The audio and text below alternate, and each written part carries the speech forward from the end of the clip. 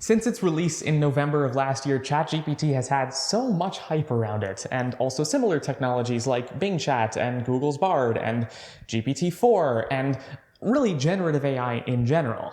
Now, as you may know, I like to say that artificial intelligence is easily the most misunderstood technology on the planet, and to be completely honest, the past couple of months have only further driven in that belief for me. There have been people making very confident claims and statements about, say, GPT and what it's capable of that I frankly don't really think hold. For example, I've seen some very confidently claim that we will be replacing all junior developers and even artists and journalists, and that this is the worst thing to happen to education. I don't really believe that. But this does bring up an interesting question in my opinion, and that is that, you see, I love to do a lot of different things. I love to write code and build applications, as you can probably tell from my YouTube channel, but I also absolutely love to share what I learn about the world of tech with others through a variety of different media, like, for example, teaching AI courses and my YouTube channel, as well as through non-technical media, for example, doing interviews to help people understand the impact of technology on their lives from a non-technical perspective. And so here's the question. Today, can ChatGPT replace me? Or maybe even at least part of what I do? And if so, how does that generalize to everyone and things that we all do? Or maybe if not today, will it in the future? Well, before we get to that, a little bit of background. Now, you may know that I've always been a big proponent of the idea that the AI, artificial intelligence technology we build today isn't really artificial intelligence, right? It's not actually intelligent. Rather, what we're proving is that there are skills that we have that we previously thought required human cognition and intelligence, and instead, if we boil it down to enough of a subset of that skill, we can actually replicate it with math, and we can do it with the power of technology. So take, for example, Deep Blue playing chess, or Watson playing Jeopardy, or AlphaGo playing Go, right? So some of the classic examples of AI technology and how it's grown over the years especially. With actually all of these examples, all we've really done is we've said, all right, here's a human skill we've had, say, for example, playing chess or playing Jeopardy. And if you boil it down to enough of a subset, and if you specify the problem really well, and you really sit down and think about how to build a pipeline, an approach to solve this problem mathematically, we can actually do it in computing, right? We can do it with the power of technology. We don't need human cognition for it. However, this also comes with a pretty fundamental limitation, and that is that these systems are not at all flexible or adaptable. Really, all they're doing is what they were programmed to do, pretty much like every other technology system, except they have more capabilities, right? They can, for example, analyze unstructured data, like Watson playing Jeopardy, but it's still playing Jeopardy. You can't tell Watson to do something else in language, for example. But you can continue to make these capabilities even more complex, sort of growing out from there. Back in 2020, I even built and trained a series of deep learning systems myself that I call Autolyricist, and the goal of this system is to augment songwriters by providing what I call automated inspiration at scale. The idea is to eliminate writer's block, and I actually got the chance to work with a couple different talented singer-songwriters to prove out the system and show that it actually works. Loving you is like a summertime song. It goes a blazing past. The line that you just heard and many others in this song by Claudia Heuser titled A Summertime Song were actually inspired by the Autolyricist system. However, even Autolyricist working in language with such complex unstructured data and nuance and art and creativity isn't really flexible. You can't really get this pipeline of deep learning systems to do something other than generating music lyrics, at least not effectively. On the contrary, it seems that modern AI technology is actually flexible. So take, for example, ChatGPT. I can actually tell it to write a song containing the line that you just heard, and it seems to just do it without requiring that whole complex pipeline that I put together 3 years ago. I could even ask it to draft a response to an email that I received, or I could ask it to write code for me, for example. And this flexibility is precisely what makes these systems so impressive to us. And also the fact that their input and output modality is just language. right? Language in and of itself is super special to us because fundamentally it is the serialization format for our thoughts. It is very deeply linked to the way that we think. And when you can communicate with an AI system, quote unquote, that happens to use language as this input-output modality, and it seems like it can understand this complex language, and it seems like it's able to communicate fluently using that language, it's very easy to trip up our brain's internal circuitry and assign way more credit and intelligence to the backing system than there really actually is. But let's finally go ahead and answer the question, can ChatGPT replace me, or replace you for that matter, or anyone? There are 4 tests that I want to run today. First, we're going to see if ChatGPT can answer interview questions for me. We'll see if it can draft responses to my emails. We're going to see if it can answer my assessments that I've written for my own students in my AI courses, like the one that I taught at University of Winnipeg last year. And this will see if GPT can even teach students, which, is dependent on it being able to answer the assessments I put together in the first place. And then finally, we're going to see if ChatGPT can replace me as a developer and write my code for me. So let's go ahead and try them out. All right, let's begin our assessment of ChatGPT to see if it can replace me. We're going to start off with a task that isn't really replacing me as much as it is automating a little bit of the job that isn't as fun for me. Let's see if it can write my emails. Now, this is sort of like a typical example of the kind of thing you would do with GPT. Taking a look at a hypothetical email that I wrote out. This is from John, and he's saying he's the founder of a startup focused on blockchain, and he wants to chat about his Web 3.0 platform. Now, let's just say, once again, fully hypothetical scenario, I have a conflict of interest, and so I can't work with him due to this conflict of interest, but I'd be happy to chat. I can simply tell ChatGPT, tell John that I can't work with him due to a conflict of interest, but I'd be happy to chat. And with this very naive prompting, I get back actually not that bad of an email draft. It says, "Hi John, thanks for reaching out and introducing yourself. I appreciate your interest," and basically boils down to, giving across the message that I wanted to.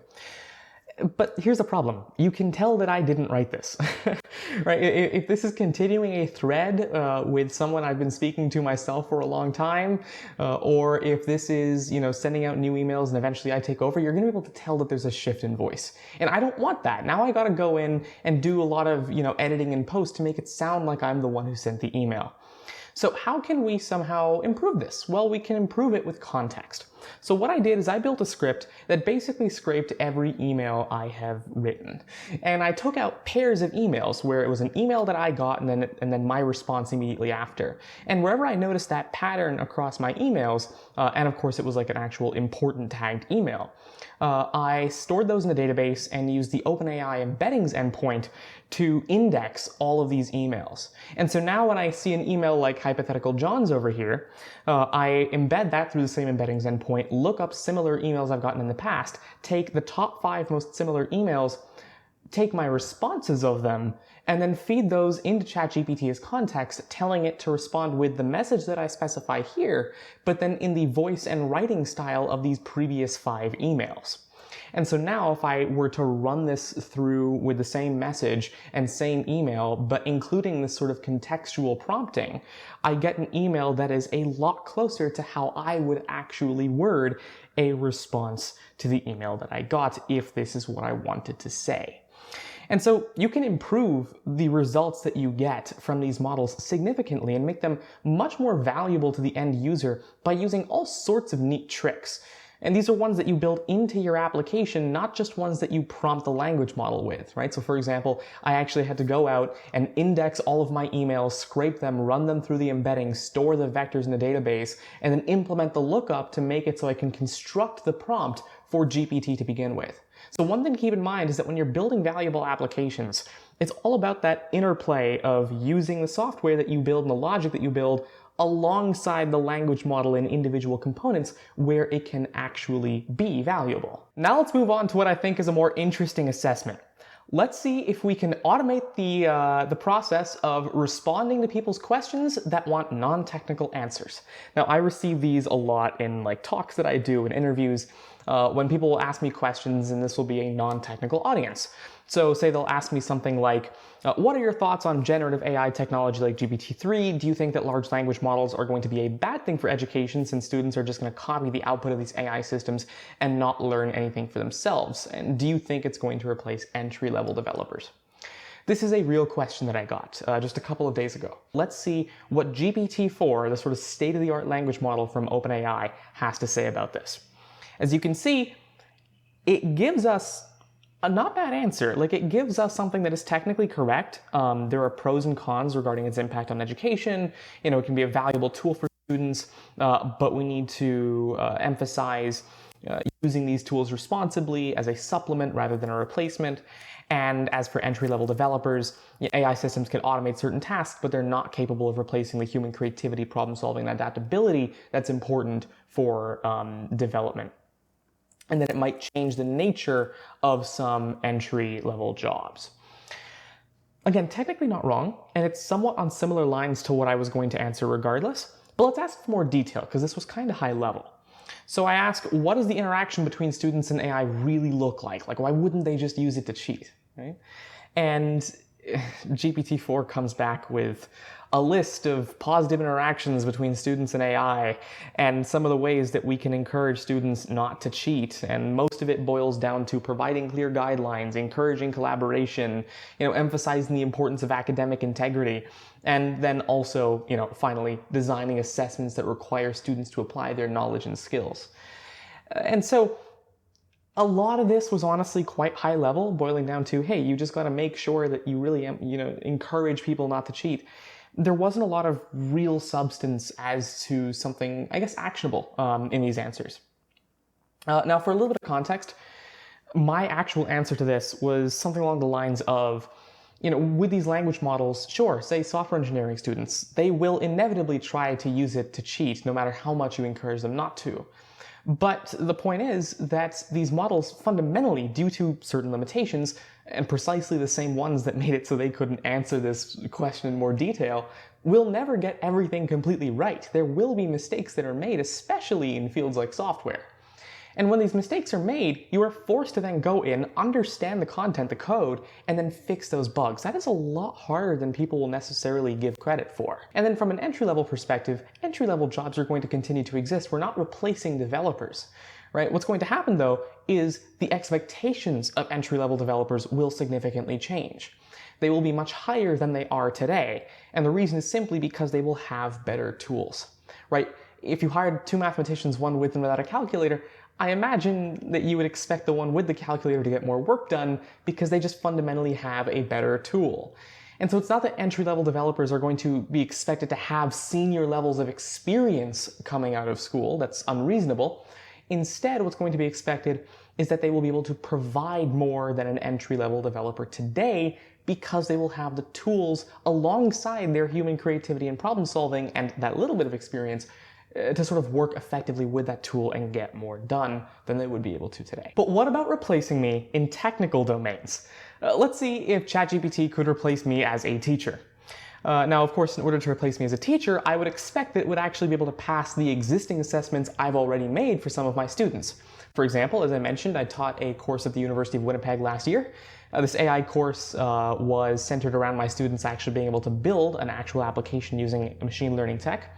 And I had a quiz where I asked, why is explainability a problem with modern deep learning techniques? Select all that apply. And in this question, there were 4 possible answers. It's because we don't understand the math behind training the models at all. The data we train these models on only maps input to output and doesn't include the reasoning for why the human made the original decision. Also that there's no standard way to explain the model's output because it depends on the domain and the representation of the data. And deep learning models are just trained end-to-end with a large number of parameters as a black box. And so these are our 4 possible answers. Why is explainability a problem with modern deep learning techniques? Now, right now, if you'd like, go ahead and pause, think about the answers, and leave them down in the comment section below. The reason I chose this specific question from the quiz to give to GPT-4 is because this was the one that actually stumped the most of my students. And looking back in retrospect, it was kind of mean to word it this way because it's a little bit misleading. But really, if you think about the answers, and if you think about what they entail and what would be necessary for them to be true or false, you realize which ones should be true and false. So let's run it through GPT-4 and let's see what it gives us. Once again, this is sort of like the state-of-the-art model that we have access to. So asking it to both explain each option a little bit as well as say whether they're true or false, we see it start with number 1, then it gets to number 2 and 3 and 4. And it basically boils down to saying that number 1 is false because because we do understand sort of the core concepts behind training deep learning systems. But then 2, 3, and 4 are true. Number 2, because given reasoning, we could train these deep learning systems to use that reasoning. Number 3, because of course explainability depends on your data and domain. And then number 4, because that is how these deep learning systems are trained. They are trained as an end-to-end black box. And so we may not be able to understand, the internal reasoning behind decisions. Now, how did GPT-4 score? Well, what if I told you it got 3 of the 4 correct? Number 2 should actually be false. Now, thinking about this for just a moment, if you really sort of understand the way deep learning algorithms are trained, and if we think about reasoning, and if, for example, data sets contained reasoning as to why certain outputs are correct or incorrect compared to others, even if a deep learning system were trained the way it is today to produce that reasoning as output, even if it were part of the data, that doesn't change the fact that that reasoning is now just another output of this system. And so now your reasoning is another output that must further be explained, right? You sort of devolve the problem back into needing to now explain the reason you came to that explanation because it's just another output of your deep learning system that is trained end to end as a black box. And, a system that we don't have a standard way of explaining output for. And so that answer should have been false, but it's true. And GPT-4 fell for the same sort of trap, I guess, that every human does, or a lot of humans do, which is it sounds very correct. Right? It sounds like if there were explanations and reasoning and training data that would be able to train systems to sort of respect that reasoning and to be able to adhere or produce that kind of reasoning.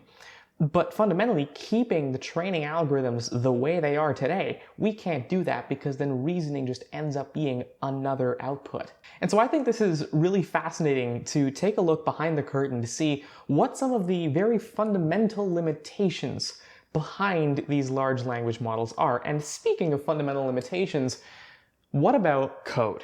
Can ChatGPT replace me as a developer? Well, let's find out. And we're going to find out with the example of the email bot that I showed you just a little while ago. Now, how is that relevant, you may ask? Well, as I mentioned, I had to build a script that could extract email pairs from all of the emails I've ever sent, email reply pairs. And I would then feed them through the OpenAI embedding endpoint. I would receive embeddings, store them in a quote-unquote database, which is really just a NumPy file on disk, and then attempt to retrieve new vector embeddings and match them against old emails in the future. Now, on one hand, people have argued that yes, large language models will replace developers in some fashion, at least entry-level ones. And the reason is because of the following. If I were to, for example, throw the code sort of task that I need into GPT-4, it seems like it's able to code it pretty well. So, for example, I can tell it that I would like to implement a script that can take the a list of emails that are laid out in folders in a certain way and run them through the OpenAI embedding endpoint and save them to disk. And what's really impressive is that it's doing this based off of an example of using the OpenAI embedding endpoint because its data cutoff is before that endpoint was even released. And so it is really impressive, to be fair. And this sort of conclusion has led a lot of people to think, hey, we're replacing entry-level developers. But here's the catch. Let's take another step back. Let's go back to the other script that I was talking about that actually extracts the email reply pairs in the first place. The problem is that we're trying to extract these pairs from an mbox file. I've actually exported my entire Gmail to 2 mbox files. In total, it's something like 20 gigabytes large. That's a big mbox file. If you don't know what these files are laid out like, don't worry, I didn't until yesterday either. But these mbox files are basically a bunch of text representing all the information in every single email that is in your, email account. And this information includes all the way from like the subject and the body to the individual tags of the email, when the email was sent, who it was from, the message ID, all these things. And the thing is, parsing that entire file to begin with ahead of time to then go and extract like 1,000 emails from it is insanely wasteful. But by default, that is the solution that ChatGPT will want to provide you. What I wanted was a solution in the Go programming language that would lazily load one by one individual emails from the mbox file, put them through a channel, and then allow multiple Go routines to parse these emails, allowing me to make use of all of the resources on my computer, at least a lot more of them, in order to parse these emails and figure out which ones have replies and which ones don't. It's a pretty complex problem because you have to keep track of state, you have to keep track of the fact that, for example, when you see an email, you're going to see the reply before you actually see the email because they're sorted chronologically. So you've got to store the in reply to tag of a certain email and then match that against the message ID of a future email. And if you don't end up seeing one, then you don't actually have an original email and you shouldn't save the reply. There is complex state that needs to be managed, and honestly, it's a pretty challenging task. It requires a certain level of creativity to come up with a brand new way of this sort of parsing that GPT-4 may or may not have seen on the internet before. Sure, maybe it's seen individually lazy loading emails from an mbox. Maybe individually it's seen things like understanding the in reply to header. But putting that all together, it's either I lay it all out step by step, in which case I've still done the creativity and I've still done the problem solving, or alternatively, I could write the code myself, because ChatGPT really just doesn't have the capability to come up with these sorts of novel solutions to novel problems on its own. It's just not fundamentally creative enough. It's still boiling down to a statistical language model. A statistical language model that can interpolate between its own internal data points in a very, very sophisticated manner, and in a lot of times ways that look really impressive. But it can't extrapolate outside of its own data set, outside of its own data distribution. That is the limitation with these models. And that's why it's not going to replace developers anytime soon. Now, I personally think that these experiments have been incredibly insightful to learn more about how these models work and what they're actually useful for. And hopefully you can see why I say that these models aren't going to be replacing me or you or really the majority of people anytime soon. However, this does bring me to another question, which is why did it take so long for me to even cover generative AI and ChatGPT and these sorts of technologies on this channel in the first place? And really, it's because, and I know this is going to sound weird, but I have been struggling to find a use case to cover. Now, you're probably thinking, there's so much you can do with this. There's infinite possibilities. Why have I been struggling to find a use case? Well, it's because I traditionally like to cover one of two kinds of topics. I either like to cover very core technical concepts that in and of themselves don't seem that useful, but could be used and sort of abstracted or learnt from to then apply into a real application, or I like to cover actual applications that I might not scale up myself or put in production, but that have the capability to move into production. So for example, Heart ID is a system that I built that can recognize you based off of the way your heart beats, and it uses deep learning. And this is an actual application that, could scale up and be put into production in the future. Or, I released a YouTube tutorial on using NVIDIA CUDA kernels to brute force hashes similar to proof of work in blockchains. And in and of itself, the code base isn't that useful, but you can learn things like how to launch CUDA kernels and the basics of blockchain technology. And so, when you take a look at those two sorts of things I like to cover, you sort of realize that ChatGPT and the majority of things you can do with it exist in this very weird middle ground. It's almost an uncanny valley of sorts, because on one hand, there's the obvious use case, which is just chat with it, right? Talk to ChatGPT, and then sort of guide it through conversation, providing more and more instructions as necessary to achieve a certain task. That's the obvious one. Now, what I think delivers real value that people would really want to have is just having these, machine learning systems integrated into an application, so you don't need to think about it. You don't need to converse with this AI system. It just does things for you, right? But these systems aren't really capable of that yet. They're not truly intelligent. They can't genuinely pick off of little bits of context and just, do the things we want them to. So I can't really build real-world applications with it. As a matter of fact, it's very hard to do so. It's very hard to think of those use cases, which is why you see all these cool demos, but barely any actual applications that people are using at a very large scale to do things in completely automated ways. But on the other hand, it's also not really hard to call into as a developer, right? Pretty much any developer with simple REST API knowledge can call into the OpenAI API, so I'm also not really covering a core technical concept. So that puts me in this very weird middle ground where it's hard for me to cover anything technical because it's just calling an API and OpenAI has decided not to release any details about their models. But on the other hand, it's also very difficult for me to build anything because sure, I could show you some demos where it works, but if you actually tried to use these applications in the real world, they break down so quickly that sometimes it ends up being more effective just not to use them or to instead take parts of what you were going to do and just converse with ChatGPT directly.